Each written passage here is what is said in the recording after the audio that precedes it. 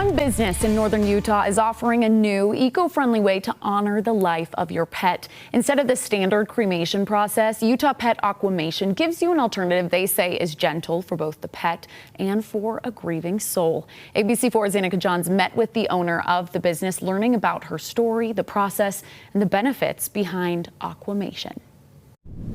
Losing a pet is arguably one of the hardest things someone is going to have to go through, and deciding what to do next is even harder. But goodbyes don't have to be a forever thing, and protecting your pet's legacy, the grieving process, and the environment are all the goals of Utah Pet Aquamation.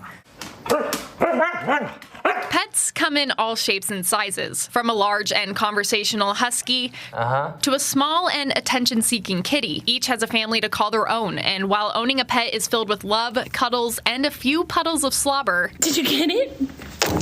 Unfortunately, at one point, their time comes to an end, and saying goodbye is a battle many don't know how to handle. However, one Utah woman is finding a way to make that process a little easier. Pet aquamation is alkaline hydrolysis, which is essentially cremation by water. A process said to mimic Mother Nature by using a combination of heat, water, and alkali. Aquamation returns your pet to its natural elements. What happens is animals are loaded into the machine. Alkali is added, which is essentially salts. In my case, I'm using potassium hydroxide. And then there's a gentle flow of warm water that flows through the machine. It's the rate of a stream or a creek, and that breaks down the organic tissue, and what we're left with is the bones, the mineral remains.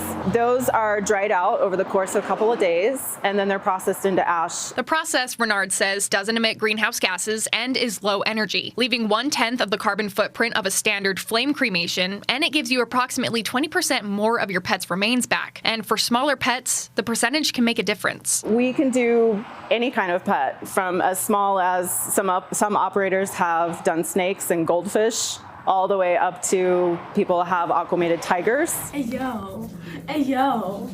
Renard says her journey to this point comes from her own loss and not having a process of goodbye that sat right with her for her own furry friend, Trapper. Almost 2.5 years ago, my dog, Trapper, who was 6 years old at the time, was diagnosed with stage 4 kidney disease. Renard said the reality of Trapper's diagnosis hit her hard, and in preparation, started looking for a way to preserve his memory. I knew about aquamation from a friend in Austin, and I started looking through the area to find an aquamation facility, and I quickly realized that nobody was offering this in the Salt Lake area. And from there, inspiration struck. If Renard couldn't do this for Trapper, she would make sure others after him had the chance. Kind of had some soul searching, honestly, to decide if this was something that I emotionally could handle, and I feel like it's a really important option, so I decided to take this leap of faith and open the facility. Since starting her journey, Renard has helped owners find a new way to honor their pets, including one woman who was searching for her own boy, Curry.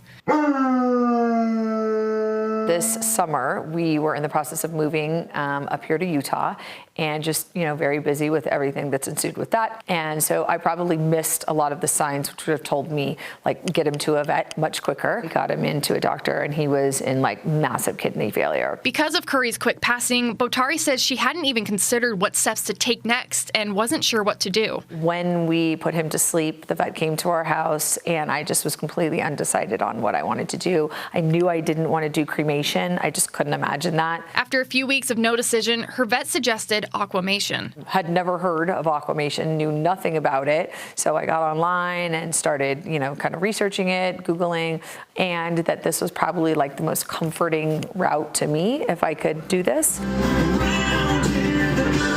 As a pet parent herself, Renard says she understands the impossible but inevitable battle many are faced with. And while she can't take away the pain, she says she's waiting with arms open. I've been there personally, and I know what it feels like to lose a pet. I want people to feel comfortable coming to me and handing over their pet, and, I'll treat them like it's one of my own. Annika Johns, ABC4 News.